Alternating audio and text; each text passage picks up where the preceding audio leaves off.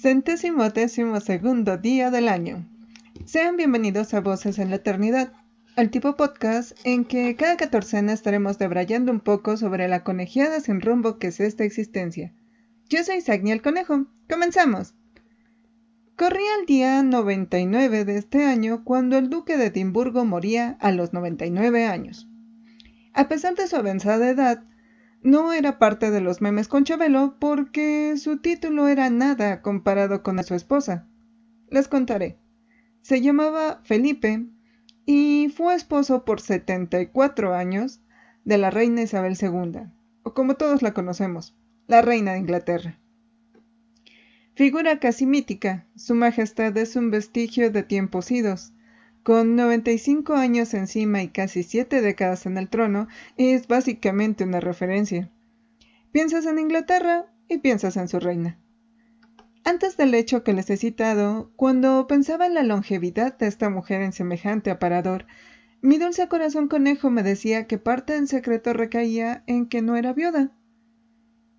Mayor que ella por algunos años, para bien y para mal, hasta ahora había contado con una persona que compartía su camino, alguien que recordaba quiénes habían sido y cómo era el mundo entonces. Ha perdido ese compañero de armas. ¿Cuánto tardará ahora en abrazar su final? Hablando de compañeros y para conversar de finales, esta vez se nos han unido voces venturosas para compartir la aventura. Para comenzar tengo aquí conmigo a Ekiel Balaur, el maestro Pokémon en las sombras. Hola Ekiel. Hola Sagni. ¿Cómo te va? Aquí, viviendo en las sombras. ¿Listo para esta debrayada conejil? Claro que sí, empecemos. Vamos allá. Hará unos 16 años que se estrenaba La Ventana Secreta, una película basada en un relato de Stephen King. Recuerdo que su eslogan me llamó profundamente la atención, tanto que, pese a que no logró que viera entonces la dichosa película, es la fecha que aún recuerdo la frase. Lo que importa es el final. Y naturalmente cuando decidí el tema de este programa fue la primera referencia que se me ocurrió. Así que hará unos días que la vi solo para llevarme el chasco de que en realidad el eslogan no tenía mucho que ver. Un poco decepcionante. Algo. La historia va del lento descenso de un hombre hacia la locura. Muy típico de Stephen King. Sí, eso es muy King. Pero resulta que este hombre es un escritor. Bueno, eso También es también, típico de Stephen King. también es habitual. En fin, sigamos. Un día llega un fulano que dice que le robó un relato. El escritor jura y perjura que es mentira.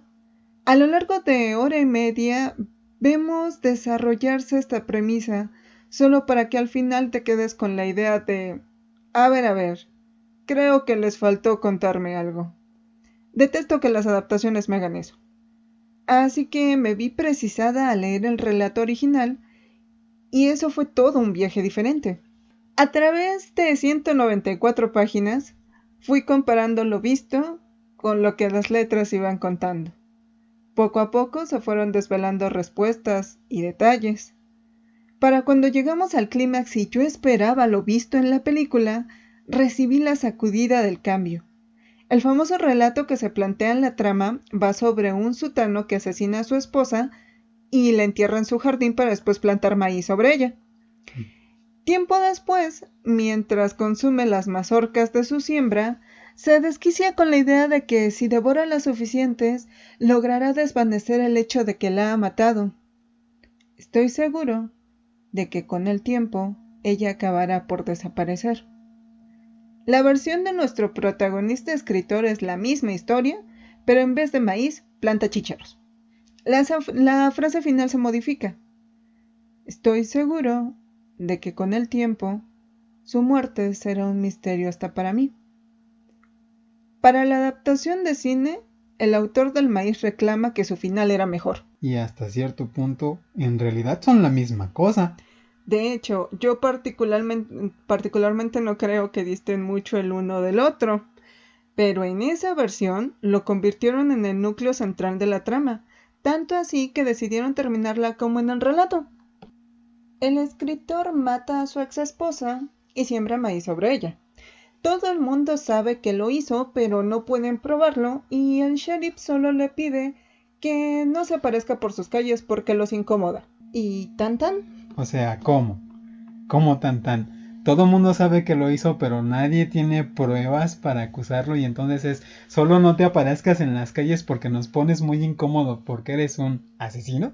Sí, de hecho es Oh, así como la última escena es la casa y la cocina repleta de mazorcas. Y bueno, el actor que hace al escritor en la película es Johnny Depp, entonces por favor inserte aquí la imagen de Johnny Depp desquiciado, fácil y natural en él. comiendo esquites, ¿no? Casi. Y llega el sheriff y le dice, mira, se llama Morton, mira Mort, todos sabemos lo que hiciste, pero no podemos probarlo. Así que te voy a pedir que no te acerques al pueblo porque es muy incómodo. Ve y compra tus cosas porque las cosas del súper, Sí, ¿no? no, tus En, en necesidades el, básicas, ve y en el, hazlas fuera de sí, nuestro pueblo porque exactamente, a todos ahí, nos das cosa. ¿Qué rayos? en el pueblito de por allá. Y yo así de, pero ¿cómo? O sea, ¿cómo es que no pueden probarlo si... Si todo el mundo lo Y sabe y aparte, todo el mundo pues está consciente, ¿qué tan difícil es solo ir y escarbar debajo de sus mazorcas, mazorcas, de sus de ahí maíces? de sus milpas, pues no sé, además me parece como chistoso, ¿cómo no puedes probarlo si es un cuerpo? O sea, te pido haber desmembrado el cuerpo, o en todo caso, a menos que hubiera usado una picadora de carne, pero en ningún momento me mostraron que tuviera una picadora de carne, así que lo dudo. Total que le dicen eso, o sea, le dicen, pues mire, sabemos que es un asesino, pero como no podemos demostrarlo, por favor ya no se para acá en nuestras calles porque nos incomoda. Suena tan malo eso de sabemos que es un asesino, pero por favor no se nos aparezca porque le tenemos miedo. Eres un oficial de policía, ve y escarba en sus milpas, caramba. Encontrarás algo, un brazo, una pierna, un dedo, ¿Qué sé dientes, yo? ¿no? Tienen identificación dental en Estados Unidos, registros dentales, que les podría costar ir y tener las pruebas para encerrarlo. No, solo quédate loco en tu casa y no te nos acerques. Exacto. Qué mal Ah, final. qué barbaridad. Pero el libro, no, en el libro, ahí, ahí, justo cuando va a matar a su esposa, le meten un tiro en el pecho. Súper. ¿Quién fue? Eh, bueno, eso ahorita te lo cuento. El hombre se desploma, su esposa aterrada, pero consciente de una realidad escalofriante, se acerca al cuerpo sabiendo que está muerto y se echa a llorar desconsoladamente sobre él, porque sabe que la mente del hombre que alguna vez amó había dejado de existir mucho antes de ese disparo. La historia nos traslada meses después en que necesita mantener una conversación con la persona cuya arma le salvó la vida. Para esto, en el desarrollo de la trama, el escritor había quemado su casa. Entonces, en el libro, el que digamos que es el detective de la aseguradora, Ujú. está haciendo unas pesquisas, está Sí, viendo sí, así para como ver que no que, haya sido un siniestro provocado ajá, para sí, sí. cobrar el De dinero hecho, del seguro. están seguros que fue provocado, pero no saben si fue uno de ellos y sospechan completamente del escritor porque el incendio se realizó con una botella de champán y la ¿Eso se cava, puede? bueno, la botella estaba llena de gasolina, Ah, pero bueno, dije, una botella de champán llena de champán. Yo recuerdo que la champaña no prende por el asunto de la efervescencia. Pero, ¿eso se puede? Claro, si total, es una bomba molotov total hecha con una que botella de exactamente champaña, así. claro que prende. Entonces, las únicas personas que tenían llave de la cava, pues eran la esposa y el escritor. Pues dicen, pues, si no fue la esposa, Tuvo el que ser el escritor. escritor. Entonces, cuando la esposa va a la casa, el detective la sigue porque le preocupa que vaya a pasar algo raro. Y efectivamente, porque cuando llega, se ha de haber llegado como con minutos de diferencia, pero son esas tomas en las que los minutos eran el El punto punto. justo, entonces él le mete el tiro. Y total que ya están Bien. en su oficina, todo bien. Y ahí desde el terreno de la especulación, porque básicamente ellos no tienen ningún tipo de hecho, ¿no? Están haciendo conjeturas, platicando. te exponen como teoría los hechos que durante el relato habíamos descubierto sobre el escritor. Resulta que cuando aún era un estudiante sí había robado un relato. Peor, casualmente se lo habían terminado publicando. Ouch. Jamás se lo perdonó. Obviamente no. Tampoco se lo contó a nadie. Fue un secreto que guardó para sí. Con el correr de los años fue minando su psique como una caries, lento e irreversible. Oh, sí. Siempre sabiendo que había hecho mal. La vida es dura. Cada revés de la existencia alimentó la oscuridad de esa culpa hasta el último, su divorcio. Entonces, el impulso de castigarse a sí mismo tomó la forma de un reclamante, alimentado tan ferozmente que había logrado hacerse visible para terceros. Ah, caray. Así Eso se pone es. muy interesante. El primero en verlo fue un vecino, a quien la revelación le costó la vida, es el primero el que mata. El escritor. O Sí, la tulpa. el escritor poseído por la tulpa. Órale. Y al final la esposa, eso se pone todavía más loco, porque la esposa incluso recibe una nota firmada de la mano de la tulpa. Ah, caray. No de la del fallecido escritor. O sea, no es No que el puño y letra de escritor, no es que el su escritor exmarido. haya escribido, ahora sí que seamos redundantes, haya Escrito la nota. la nota antes de que lo mataran. No. Él ya está muerto y ella recibe una nota firmada por el dichoso reclamante. Porque efectivamente, gente, el personaje de ficción que la culpa alimentó Cobra vida. obtiene su libertad después de conseguir el asesinato de su autor. Ah, Eso ahora. es un gran final. Ah, sí. Muy bueno. Comparado, el de la película me parece genérico e insustancial. De tal suerte que si la ven, recuerden, nunca condenen un libro solo por una pésima película. Manteniéndonos sobre la ola, resulta que en la misma fecha en que se murió el marido de la reina, en Japón se publicaba el último capítulo de Shingeki no Kyojin. Yay. 134 capítulos para exponer una historia durante 11 años. Traducido inicialmente como el ataque de los titanes, volvió emblemática para la comunidad la imagen del gigante desollado asomándose por encima del muro, El colosal. exponiéndonos al viejo miedo de ser devorados en vida, agregando a la lista en la que ya figuraban dinosaurios, pirañas, tiburones, leones y zombies a los titanes. Criaturas de aspecto humano en escala gigante, desprovistas de conciencia salvo por el instinto básico de comer. Como los zombies. Ajá. Recuerdo que lo que me llamó siempre la atención y alimentaba la aprehensión que me generaban eran sus expresiones. Ay, sí, eran muy creepy. Porque cada titán había sido diseñado con una sola expresión. Algunos enojados, otros sufriendo, los había llorando también. Y claro, creo que hablo por muchos cuando digo que el recuerdo de la eterna sonrisa del que se comió a la madre del protagonista nos acompañó por años. ¿Años? Esa cosa daba pesadillas. Aún ahora, al final ya con todas las respuestas, sigue dando repelos. Después de la primera temporada de animación y gustosa de lo que habíamos consumido, volqué mi interés en el manga. Su lectura se fue haciendo lenta y tan cansada que llegué a dejarla por años con tal de que se juntaron los capítulos. Pero siempre volvía. Estuvimos ahí para el momento de las revelaciones. Grandes revelaciones. Para reírnos con que tanto drama por conocer el mar y vivían en una isla. Oye, sí. Estuvimos ahí para la historia del otro lado, conociendo los personajes página por página, preparándonos para las matanzas y tantas traiciones que me parecía la historia de la Revolución Mexicana. Hoy me caes bien, mañana te apuñalo. O algo por el estilo. Sí, algo por el estilo. O justo ahora somos amigos y para cuando anochezca ya te traicioné, pero mañana tempranito siempre fuimos amigos. Hasta que llegamos al final. Francamente quedé conforme. Yo también. No lo amé, como en su momento amé el de Hellsing. Seguro que eventualmente tendremos un bonito programa sobre Drácula. Iremos desde los mochos romanos hasta Hirano y su Helsing, pero no será ahora.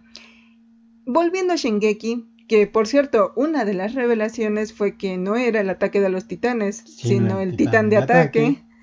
Creo que su final fue muy amable y encantadoramente egoísta por parte de su protagonista. Oh, sí, muy egoísta. Yo le doy la razón.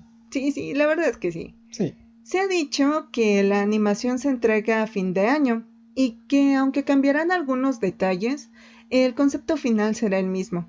Le tengo curiosidad. Yo espero que lo respeten. Y hablando de finales en el anime, Lun de la Orden 66 nos regaló una colaboración al tema. Vamos a escucharla.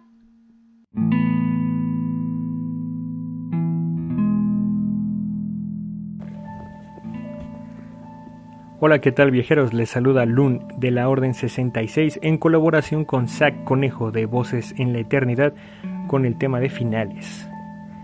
Me basaré únicamente en animes transmitidos por la televisión abierta, ya que en sí el tema puede ser un poco sad. Solo mencionaré los finales que para mí fueron muy satisfactorios. Ellos son Dragon Ball GT, Senki y Beta X. Series que por demás fueron atractivas, coloridas, dramáticas y llenas de acción. Tuvieron finales que como público no nos lo esperábamos. La verdad estábamos tan acostumbrados a ellos como compañeros de tarde y a los capítulos de relleno que no esperábamos por ello que en algún momento fueran a acabar, de tal suerte que nos agarró de sorpresa. El viaje de nuestros héroes en sí fue muy conmovedor. Tuvieron muchas aventuras y aprendizajes que los fueron cambiando poco a poco. Asimismo, también con ellos fuimos aprendiendo a que los obstáculos teníamos que enfrentarlos, pasarlos y seguir adelante. No quiere decir que dentro de la serie no hubiera varios finales o cortes de caja, llamémoslo así, o por temporadas. Pero la realidad es que tanto Senki como Beta X tuvieron muy poco relleno, independientemente de cómo haya sido transmitido en nuestro país. Y nosotros, una buena tarde, esperando que la serie pudiera seguir y seguir contándonos aventuras, nos presentó de pronto el final. En sí, el viaje del héroe siempre es muy complicado. Es muy largo y tiene muchos aprenderes y saberes que él deberá tomar en cuenta para seguir pasando todo lo que son sus problemas y agobios. Fue una suerte poder ver estas series, independientemente de los cortes, regresos, cambios de horario y demás, ya que ellos nos plantearon la oportunidad de conocer otros mundos, no sentirnos solos por las tardes y, ¿por qué no?, ponernos a dibujar o escribir. Pero pues al igual que la vida misma, las series tienen final, que puede gustarnos o no, que puede alentarnos o no. Al final, y sin previo aviso, la vida misma y nuestras series cortarán transmisión. Y sin más, yo fui Lun de la Orden 66 para Voces de la Eternidad. Auf. Muchas gracias, Lun. Esta reflexión me hace pensar en los finales que nunca llegaron. Ya sea porque el proyecto se canceló y no estaba basado en ninguna otra cosa, o tuvimos la mala fortuna de que era una serie y la televisión local no había comprado sus capítulos. No solía pasar. Sí. Algunos hoy en día andamos navegando por los portales retro buscando finales de series olvidadas, muchas veces sin suerte. También tengo un ejemplo particular, sagas literarias cuyo último libro no se publicó porque el autor murió. Afortunadamente no siempre pasa porque en el mundo de las publicaciones y los filmes seguido tenemos trabajos post-mortem, pero cuando el autor lo decide así y sus herederos lo respetan, te dejan con una especie de vacío. Yo lo sentí hace unos años con la saga del abecedario del crimen de Sue Grafton. Libros que cuentan las aventuras de una investigadora privada utilizando las letras en orden para los títulos de cada entrega. Su ventaja es que cada uno es autoconclusivo, de tal suerte que podrían leer M de Maldad o incluso Jet de Yesterday, que resultó ser el último, y entenderlos perfectos sin necesidad de leer los anteriores. Desde luego la lectura de la saga completa le daba un mayor sentido de profundidad a la trama, porque habías tenido la oportunidad de ver forjar los vínculos entre los personajes. Pese a que Jen cerró todos los cabos que tenía abiertos, creo que sus lectores extrañaremos por siempre la Z que nunca llegó. En paz descanse, Sue Grafton. Pero nos dejó un huecote. Sí, fue horrible. Es Francamente horrible. fue horrible. Sí. Yo que apenas este año terminé de leer el último libro porque me lo fui chiquiteando y chiquiteando. Sue muere en 2017 y por aquel entonces probablemente yo iba por la R. Entonces ya no me faltaban demasiados libros, pero los dejé ahí porque no quería acabarla. Y hace unos meses, cuando iba a acabar el último libro, igual me tardé tanto en jalar las últimas páginas y de repente me dio un miedo porque dije, chin, es que si deja continuando algo, sé que nunca voy a saber en qué acabó. Pero no, lo cerró todo y por una parte fue triste el pensar que probablemente sabía que el cáncer la iba a derrotar y que no lo iba a lograr y ya no dejó nada. Pero igual, suena feo. Es feo. Es muy, muy feo. Y hablando de cosas que nunca han llegado, eso me lleva a pensar en los finales que seguimos esperando. Esos proyectos que capturaron nuestra atención solo para que en las circunstancias o el autor los terminara dejando de lado. Un día notemos que la actualización, el nuevo capítulo o el último libro nomás no llegaban, sumergiéndonos en una eterna espera, porque mientras el autor esté vivo, aún puede darnos el final. Claro, sí, se le antoja. Los viejos fans del grupo de mangakas Clamp conocemos bien esta agonía. Oh, sí. A finales del milenio pasado, crearon una historia que implicaba el fin del mundo en el año 1999 y la titularon X. A secas. La premisa era simple. 2 equipos de 7 personas con poderes, matándose los unos a los otros hasta que quedara solo uno. ¡Yay! Matanzas a lo grande. Sí, la verdad es que sí, se ponían Pues muy es que no solo buenas. se mataban entre ellos. Cada que cargaba una barrera, todo lo que estaba dentro terminaba destruido. Era una masacre a lo grande. Y había harto temblor. De hecho, parte de lo que estaba leyendo es que hubo uno de los temblores más fuertes en Japón, como al año de que se había empezado a publicar el manga. Órale. Entonces eso les generó pues mucho miedo, Claro ¿no? que sí, ¿no te imaginas? Porque dentro de la historia los temblores son la básica de la destrucción del planeta. Y pues oye, que estamos leyendo aquí una bonita historia en la que se está destruyendo el planeta y de repente se nos arandea todo el piso. Miedo, mucho miedo. Mucho miedo. Total que solo tiene que quedar uno al final de tanta matanza, el Kamui, que decidirá si la humanidad sobrevive o se extingue para liberar al planeta de ella. El último capítulo publicado fue en 2003, y pese a tener 2 adaptaciones animadas, la realidad es que su final sigue siendo un misterio, porque las adaptaciones han variado la trama, ignorado e insertado personajes de tal forma que sus respectivos finales no coinciden con la línea argumental original, dejándonos en el limbo. Mismo caso con Anne Rice y su saga del Mesías. Por allá del 2005, viuda y enganchada en su redescubrimiento de la fe, publicó El niño judío, la primera novela de una trilogía sobre la vida de Jesucristo, plasmando la versión humana del personaje, con un bien estudiado marco histórico y una enriquecedora narrativa. ¿Cómo suele ser ella? Sí, esta primera entrega termina con el niño de 8 años. En 2008 publica el segundo libro llamado Camino a Canaán, que concluye con la historia del vino en la boda. Vino. y nos deja sabiendo que solo quedan los hechos celebrados con el gore de cada primavera. Ese mismo año trascendió el título del último libro, y con ironía desde entonces esperemos que llegue el reino del cielo. Que seguimos esperando. La verdad es que, si bien Anne Rice es súper conocida por sus libros de vampiros, realmente su temática es sobrenatural. No, sí. Es el tema que le atrae y le encanta. Ramsés el Maldito no es un vampiro. Pues no. Es una momia. Es una momia. Y está incursionando en el asunto de las... momia. Pero también ha hecho sobre brujas, hecho sobre ángeles, lobos. Sí, claro, las de los lobos también.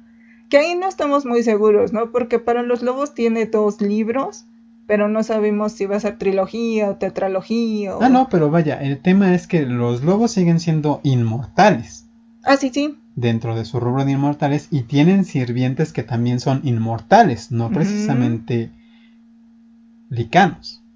Entonces, son una raza aparte de inmortales que se dedica a servir a otros inmortales. Para los que se hayan puesto nenas de que, uy, no, es que ya se volvió mocha y todo lo demás, pues no, realmente es que estamos hablando de temas metafísicos, entonces ella sigue en su género sobrenatural. Y pues ahí va, ¿no?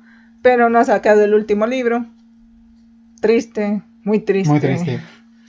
Tan triste como esas historias geniales con un final a tu parecer tan desastroso que prefieres olvidar que existe. No vamos a hablar para muchos, tenebrosas. Escuchando esta descripción ya les repiqueté a la saga de Harry Potter. Ya dije, no vamos a hablar de cosas tenebrosas. Yo conozco un montón de gente súper fan de Harry Potter que odió el final. ¿De los libros o el de las películas? Pues conozco gente que dice que no les gustó el final de los libros porque sintieron que ya estaba muy influenciada por fanfics. Y hay quien, obviamente como las películas distaron así de ¿qué carajos estamos viendo de los libros? Pues bueno, pero si vamos a obviar que las películas siempre distan de qué carajos son los libros. Sí, no, ya lo dijimos. No condenen un libro por una mala película. Significa basado en, pero no estrictamente sobre lo que esté escrito. Una cosa que no me gusta del final de las películas es la facilidad con la que destruyen la varita de Sauco. Así nada más la mochan, ¿no? Así a la mitad, uno va para acá, el otro para allá y vámonos. Cuando en el libro eso ni siquiera pasa. Era la varita de la muerte, o sea, generaciones y generaciones buscando la varita más poderosa del mundo, para que termine rota como un palito cualquiera, por aquí y por allá. Eso de verdad no me gusta de las películas.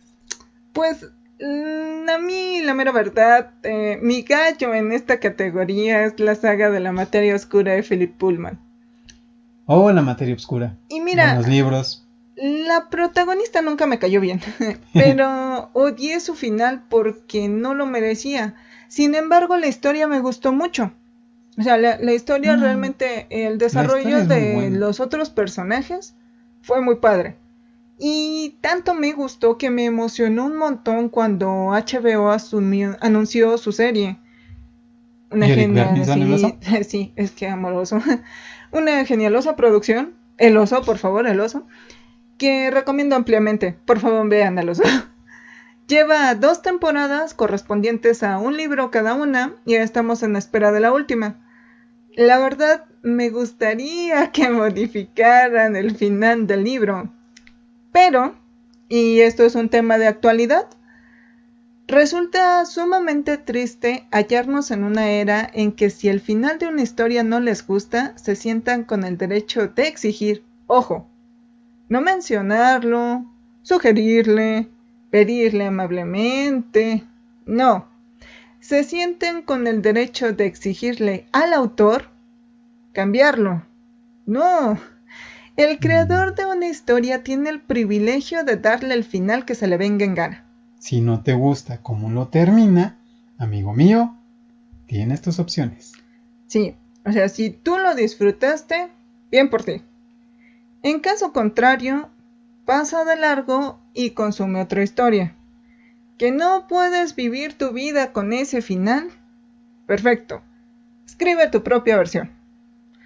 El mundo del fanfiction le abre los brazos a todos los corazones inconformes con el canon.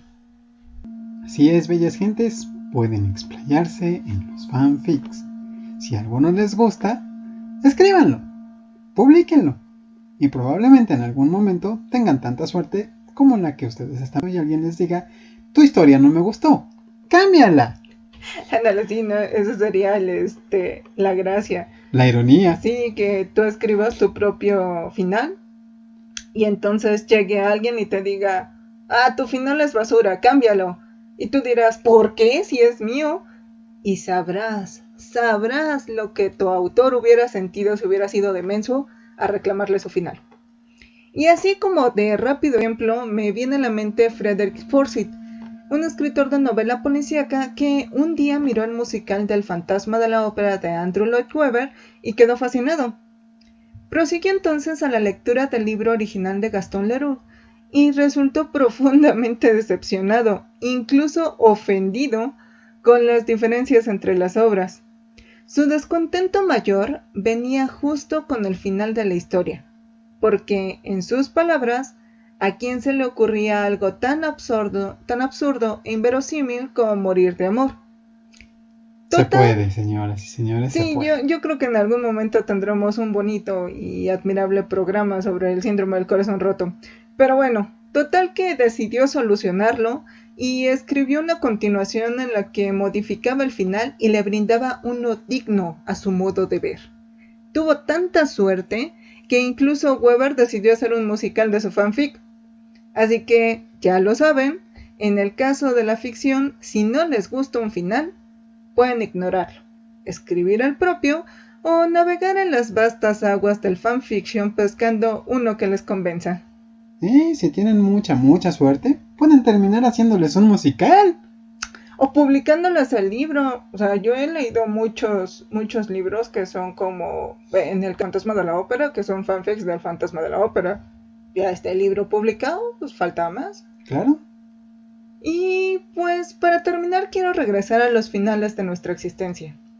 Esos que pautan el correr de nuestra vida. Desde el final diario de la jornada laboral o escolar hasta la muerte de una persona. George Clooney tiene una película llamada Up in the Air. Trata sobre una agencia a la que irónicamente contratan para despedir personas, intentando ofrecerle a la gente la idea de que lo que reciben es la oportunidad de realizar un cambio en su vida, ofreciéndoles una carpeta donde les detallan un abanico de posibilidades con la intención de que el ahora desempleado no se centre en la única verdad tangible en ese momento. La vida como hasta entonces la había llevado se ha terminado. Está muerta. Pero, y por difícil que sea contemplar en semejante situación, lo del abanico de posibilidades es cierto. Ciertamente. En el tarot, la carta de la muerte no se refiere al hecho de morir literalmente. No. Claro Representa los principios e inicios de cosas, el cambio, la transformación, transición y los finales de ciclos. Habla de acontecimientos tan fuertes que darán fin a lo que habían sido hechos inamovibles de tu existencia. De tus decisiones depende que los cambios resulten positivos o negativos. Mientras tengas vida, conciencia y movimiento, la historia continúa. Al final, creo que si bien en la ficción lo que importa es el final, en el caso de la vida lo relevante es el camino. ¿Ustedes qué opinan? Nos encantaría leer sus respuestas en los comentarios. Pueden dejarlos por aquí o en nuestras redes sociales. Tenemos Facebook, Instagram y, claro, el YouTube. Recuerden que para escucharnos estamos disponibles en iBooks y Spotify. Déjenos un me gusta y si pueden compartirlo sería genialoso. No me queda más que recordarles que en este mundo no existen las coincidencias, solo existe lo inevitable.